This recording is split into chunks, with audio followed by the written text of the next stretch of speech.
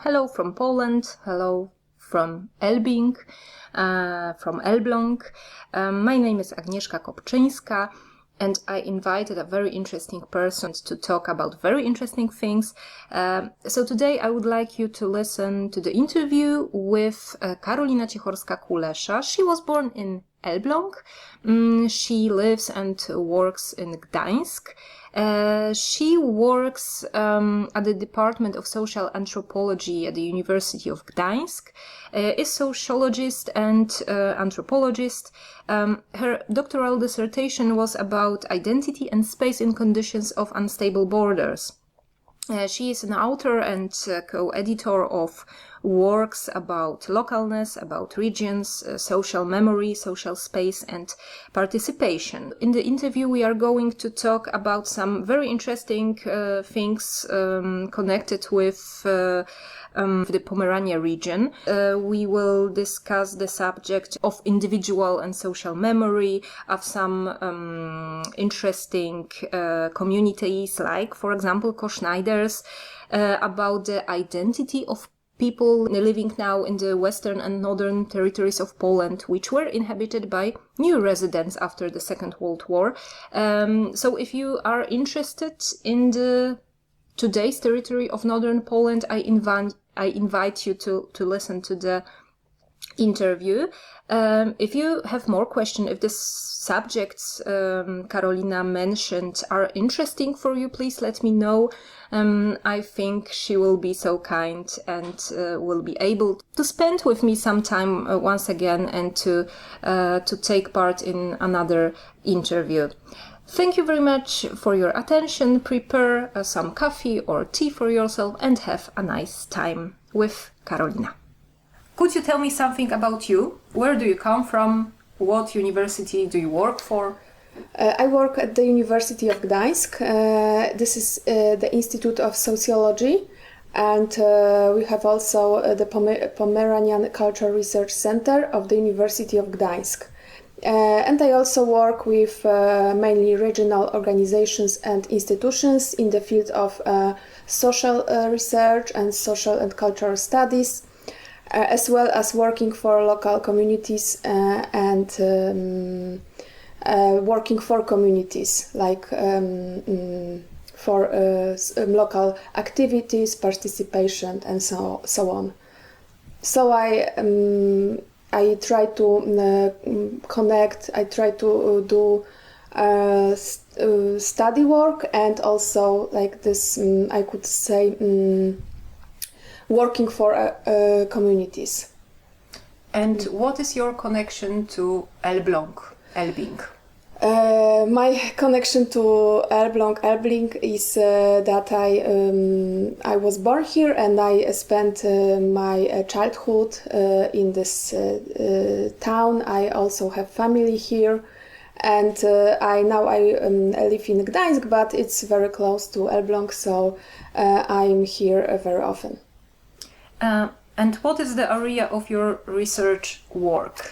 It's a very long, I think it's a lot to speak about, because I'm interested in a lot of things which are about culture and society, but I'm mostly interested in regional studies and local communities, and mainly the issues of the place attachment, local identity, but also more broadly related to a given region, state, and beyond, and also which is partly related to this, local activities. So how people are engaged in some local things they want to change, they want to do together. And how they connect this with culture things. So how they try to use culture, heritage, their past history to make a better life now.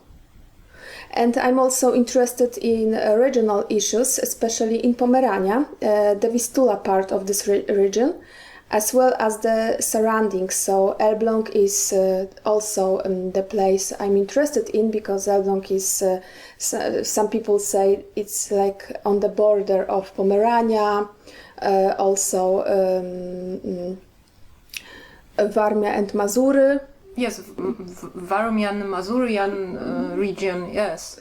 And I'm interested, mainly I would say it's called the Western and Northern Territories of Poland, inhabited by new residents after World War II from different parts of Poland and even Europe. And we could say that these people started new lives in a place usually unknown before for them, with the heritage of a place that was largely German, which was very problematic at that time for them. In this context, I'm interested in heritage, but in a dynamic perspective. So looking at how it changes over time and how it involves people in its shape and content of this heritage. So how this heritage is now changing. And how does it influence us? Us. Yeah, okay. And please tell me, what are the main working tools you use to gather all the information and experiences of the people? I know you talk to the people. Yes, because I although I'm a sociologist, and some people would think that I count people or count some opinions and use some statistics methods, but no, I use mainly qualitative methods. So it relates to the tradition of the field research or field studies. So I use observation and a lot of observations, and it allows me in some way to enter the community, get to know the people, the place, from the inside. Most often these observations are participant. So it relates to different types of conversation, because I use a lot of conversation, and we could, in professional language, we use the name interviews. So I use a lot of types of interviews.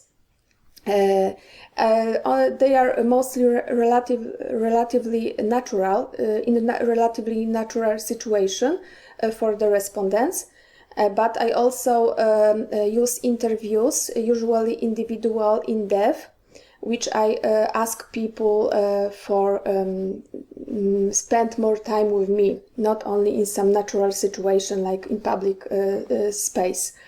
They are also group interviews, include these focus interviews. I say we because we often work in groups. A lot of our project research are in some groups. My colleagues from university, also students, and we also use activating methods that involve in some ways our respondents. So we use the perspective of model, we could say, action research.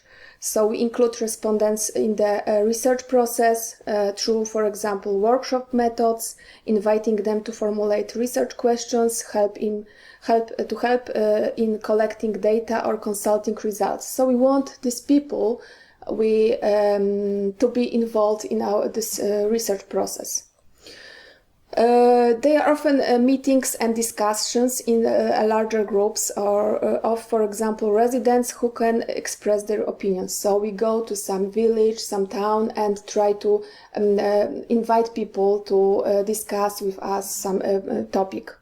And we also use workshop methods. They are very good with young people to work with them.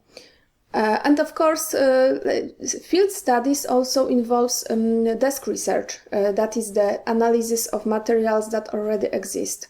They are also so-called professional data, for example, statistical one, results of other studies, official documents, but they're also less formal materials, and what is important, not always written ones. So we try to analyze the visual sphere in the physical space and, for example, in the internet. And for example, architecture is also? Of course, architecture, but also we try to see what is also in architecture, so how it change buildings, how people, for example, do some signs, graffiti on this building. So we are interested in whole public and not only about physical space. Of course, I don't have time to do everything, so I mainly put attention on processes of shaping the identity of the inhabitants, and also the attitude to both pre-war heritage, largely German, and post-war heritage, because it's very important for our societies, local communities also, that these two heritages are important for people, inhabitants. So I try to think about this like about one heritage. This is related to the issues of social memory, which is not the same all the time, because individual memory and social memory is changing, and often differs from official memory created, for example, by national authorities, as well as from historical knowledge. So social memory is different than history, we could say. So, for example, I analyzed the narratives of residents about their memories and the so-called post-memory. Post-memory is about situation passed on to people by previous generations, mostly within families. So how this post-memory looks like and how it has changed over time. I check whether the foreign past, for example the pre-war one, becomes their past, people past, and part of their memory. And I'm interested to what extent these elements become part of the image of the place where they live for themselves, or as they want to show this image to this place to outside world, how they want to create this, we could say, some place product or place brand.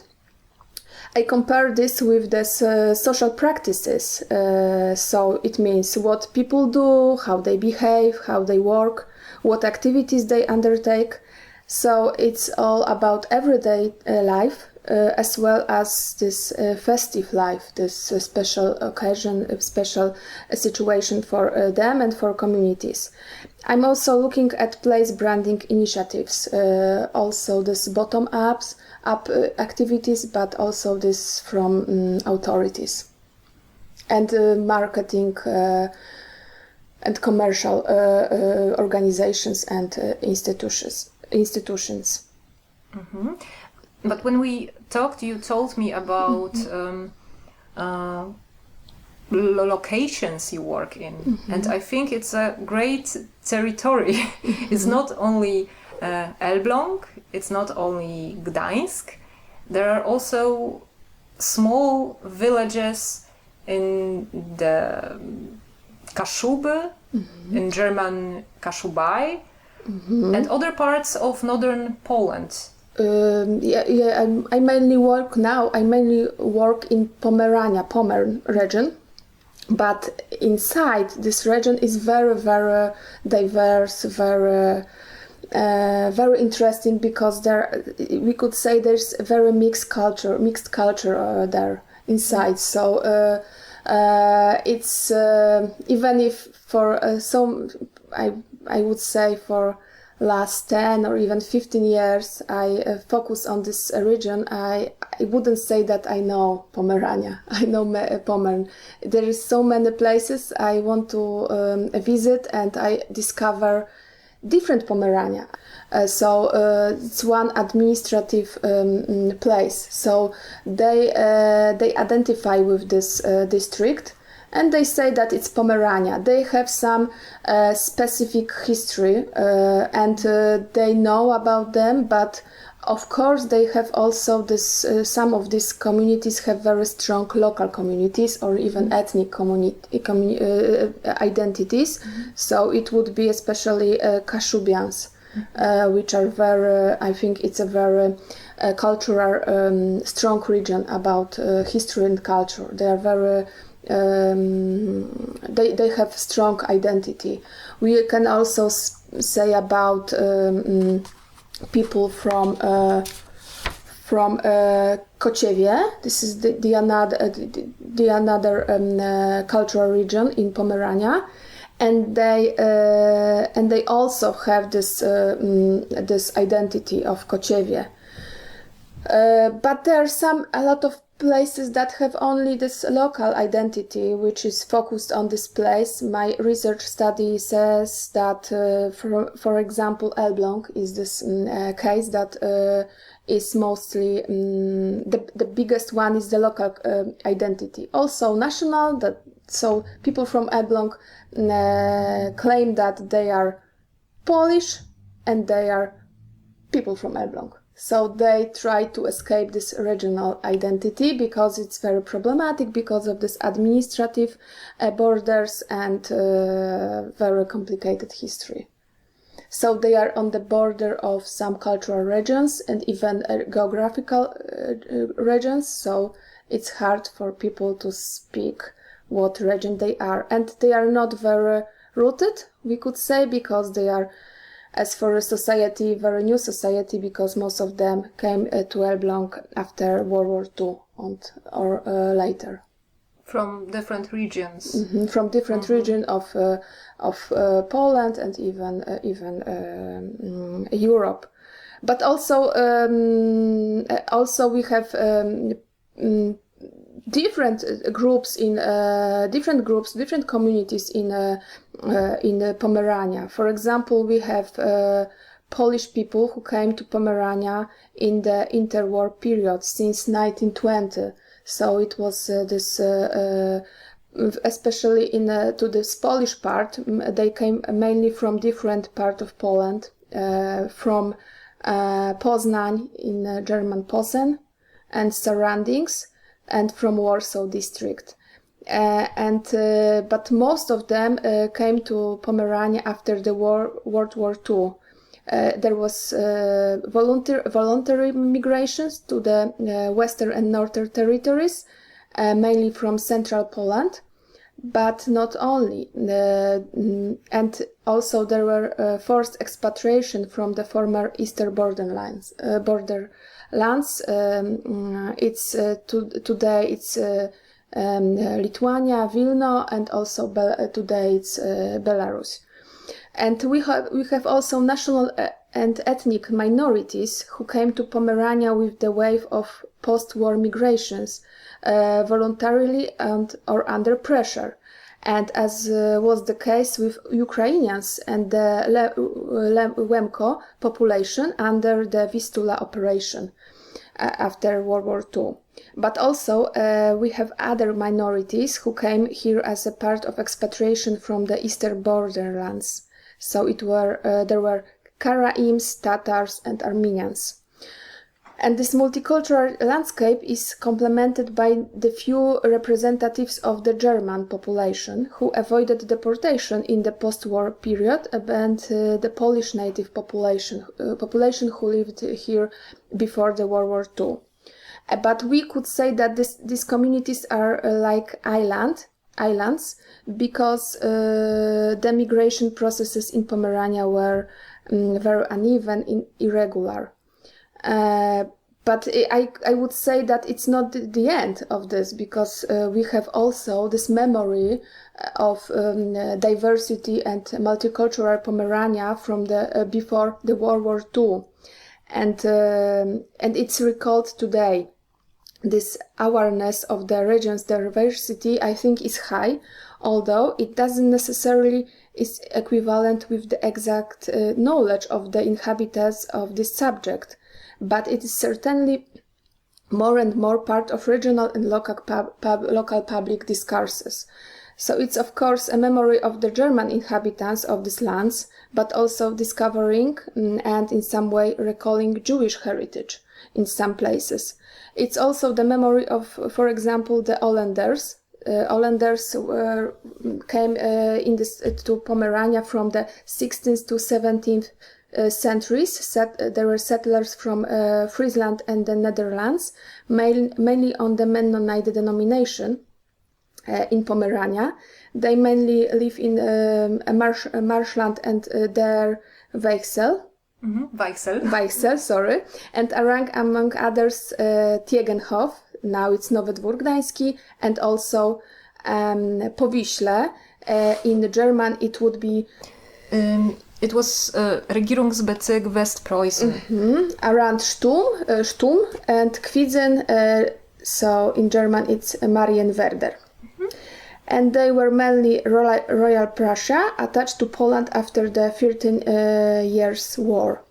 And also, I think it would be very interesting that there are also Koschneiders. There are German settlers from around the 15th century in southern Pomerania, in more south, I would say, Pomerania between Chojnice and Tuchola. There were Roman Catholic faith through the time of settlements of these areas, mainly until World War II, and they stayed Roman Catholic till the end of being here. So they were like Germans, but connected to Polish people because of religion. So they have the same priests, they have the same churches sometimes. So they were like German, but not so strange for them. So Catholic religion, I think it was this thing what connected these inhabitants. And also now, when communities start to recall the past and recall Koschneiders, they put attention that they were also Catholics. So I think it's very interesting just to see this heritage and how people try to recall this past of this region. Could you tell me more about the Polish-German relations in the villages and the places you visited?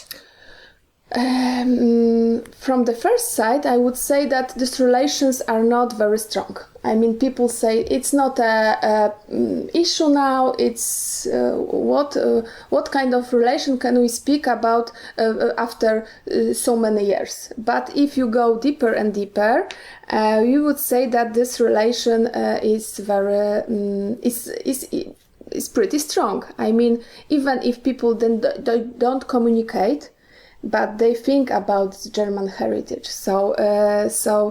They try to discover and get to know, learn about these places and the past. And sometimes they try to, they start to connect again with German people. Are they interested in the history of the region, of the German history? It depends on the city, village, town. I think sometimes they need to have some special person, like for example some leader, some charismatic person in community who is interested in these things, and they try to get involved people in this. And sometimes they do very good initiatives, local initiatives, and they try to even activate people in some problematic places, for example, to some groups and collective activities. So, for example, they try to discover some places in buildings where they live. They try to find some old photos, old pictures of these places. They try to connect by internet with German people who lived here, and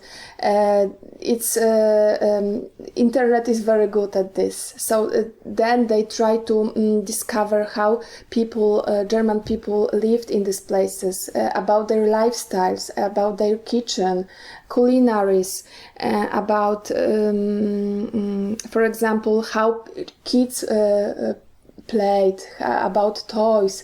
It's about the past, but also it's about German past, because for most of them, they don't know this culture, and they want to discover this. But of course, they have some connections with Germans who started coming coming back to these places after World War II. It was very difficult in that time, but after political transformation, they started to come here, and the memories or association of the residents, some communities, there are strong relationships with some residents who opened their door to previous owners of these houses. In some cases, these people were keeping in touch for many years. The Germans brought or sent packages much desired under the previous regime.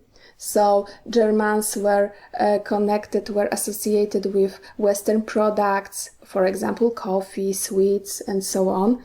But of course, there were cases of distrust, which was associated with a feeling of insecurity and temporariness in a new place for new residents. The door was not always opened. So in some villages, I hear that people, they knew that Germans were coming, but nobody wanted to open the doors. It should also be kept in mind that the post-war period was not conducive to these relations at all due to the Second World War and the political system in Poland. So the topic was left very often unmentioned. On the one hand, the new inhabitants knew that they lived very often in German houses and villages, cities, but there was no or very little mention of that. So there was something that everybody knew about this, but they didn't speak about this. This process was complicated, and it's definitely worth deepening by researchers and scholars. Of course, we can see a lot of studies about this, but I think it's not enough. I think also our generation of people is more ready to speak and think about this. And the situation changed after the political transformation, of course. We are talking then about the so-called, we could say, identity boom in Poland, and discovering the past of places. It's important that Germany was positively associated, and it still is, with the West of the world. The Polish people were looking in this direction, and it was very attractive to them that German was it was a richer society, it was higher civilization, and this I would say this picture of Germans are still in mentality of Polish people. We would like to live like German people live, yeah? Yes, we still do, and we still do. And we also recall this time after World War II when people from, we would say, barefoot antics. I mean, these people who came here from these places not very well civilized villages, they went to this German life, I mean, in Pomerania, for example, with brick houses, various types of machines, asphalt roads. People in their memories is like they saw very different new life. They didn't know what to do with these buildings, with these machines, with all of this what they saw outside buildings and also inside. And also, I would say also about Polish-German relations, it's very important in Pomerania, especially in the Kashubian part, I would say.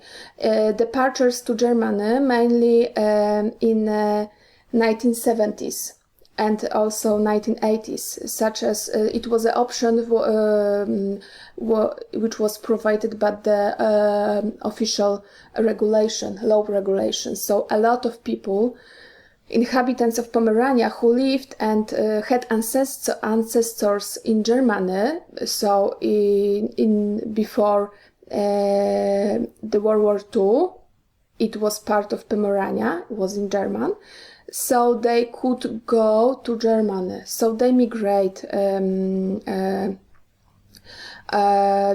them, and then now some of them come back, but they have also very strong connections with their families here. So they live like some time in Kaszubę, for example, and they work and live in Germany. But there are also trips for work purposes even now. We would say it's like circular migration, and it's still visible, not on such a large scale as like 10-20 years ago. Okay, and what are your general observations regarding Polish-German history in the regions you are interested in? Do you think that the attitude is changing rapidly when it comes to younger people, or not too rapidly? I think young people or even our generation don't have such a stereotype of German as our grandfathers, for example, and even our parents, because they don't recall this experience of the war and this history. So it's like Germany for them. It's I would say not a subject, not a problem. But on the other hand, they even don't know that they live in, for example, German house. We would say that they don't care about this. Mostly, yes, because of education, for example, but I think also in some psychological ways that young people don't care about this so much. But we would say that people around 30, 40 start to discover their roots. They more pay attention on history. So if you ask random young person from Pomerania, of course it's different from place to place, but mostly I think they would say that it's not a issue. They don't know even about this. But for our grandparents, I would say it's a big issue. I mean, it's a problem in this way that they experienced the war. But it's not only about Germans, but it's also the Soviet armies, and in Kaszubę, in some other also places, and Pomerania, they are very, very traumatic memory of this. People don't speak about this in families even, but they have some memories of this traumatic situation during the World War II. So it's I would say. But on the other hand, as I told you, I could say it's ambivalence. We would see ambivalence in this, because on the other hand, people don't want to talk about Germans and the World War II, for example, but on the other hand, they admire German culture. For example, they say about this good work, order, higher civilization. I see this, for example, in this Koschneider places where Koschneiders lived before, and they speak a lot about this rich farms, very good organizations, and that people could learn from them and from the past. Okay, and what opportunities for culture dialogue do you see now for Polish and German people? I see very big opportunities at the level of regions and top-down, bottom-up, I would say, initiatives and local relations. The new generation doesn't have, as I told you, I think so much emotions about this past relations, but the curiosity about history, the roots, may be what will bring them together. But it must, in my opinion, however, take place with a constant attempt to understanding the other and other side of this communication. And also we really have to pay more attention on historical education of the new generation, not this only national level, but on this local, very local, even micro-local level. Speaking of activities, for example, we should, I think, it's worth to looking for what connects people, German and Polish, and contact with a real other person. So this connection face to face in all ages, I think, is the most important. For example, I see the importance private relations between school youth and partner cities, for example. Personally, I can see about what I saw in some village in Glowic. It's Gmina Główczyce. It is a very beautiful for me cooperation between the volunteer youth fire brigade, youth troops from Berlin, and the youth voluntary fire troop from the small village of Izbica. They really enjoy being here in Pomerania, in this small village. Some of them, I think, maybe discover their roots over there, but for this village is also, I think, very attractive that Berlin come to them and say that it's such a beautiful Pomerania and such a beautiful Poland, and there are a lot of friendship there, and I think it's a very good example of this dialogue, Polish-German dialogue, in action and with young people in a very local level. Do you know any interesting places, and maybe not so famous and well-known places in the north of Poland, which are worth seeing for German people who want to visit our country and are looking also for traces of history? There are so many places, and of course a lot of them are in some local and regional, even Polish touristic guidelines. But for me, I